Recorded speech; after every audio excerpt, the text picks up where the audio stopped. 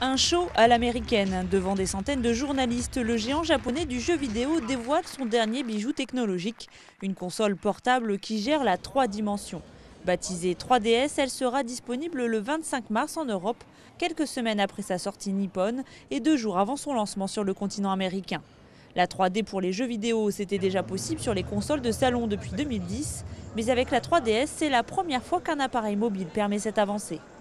La Nintendo 3DS, c'est la promesse de l'expérience 3D sans lunettes. Soit l'expérience de jeu vidéo, soit l'expérience de vidéo, soit l'expérience de la photo. Par exemple, on prend des photos en 3D, on les partage avec son entourage. Car en plus des jeux, cette console permettra de voir des films, programmes télévisés et animations en 3 dimensions.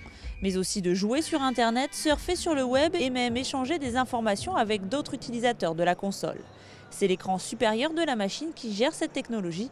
Une technologie qui s'adapte en fonction de votre sensibilité oculaire. L'effet 3D est entièrement réglable. Si vous regardez à droite de l'écran, vous pouvez voir le curseur de profondeur de champ. Ceci vous permet d'ajuster la 3D comme vous le voulez. Un curseur qui permet parfois d'arrêter l'effet 3D, notamment pour pouvoir jouer aux anciens jeux en 2D de l'ancienne Nintendo DS, mais surtout pour que les plus petits n'utilisent pas cette technologie. Les spécialistes estiment en effet que le développement de l'œil n'est terminé qu'après 6 ans. Même pour les adultes, les yeux ont besoin d'un certain temps d'adaptation face aux écrans. Là maintenant, il faut la tenir bien en face de soi. Il ne faut pas descendre, monter, même de quelques centimètres ou de dégager de l'axe. Il y a un axe avec une marge de manœuvre qui est vraiment pas très large. Et à ce moment-là, on la voit, la 3D. Et effectivement, quand on la pousse à fond, quelquefois, on a un peu les yeux qui commencent, si ce n'est à faire mal, enfin à être dérangés. Et c'est vrai que ce petit bouton réglable, ça permet quand même une grande avancée, ça permet un peu de confort et un peu de douceur.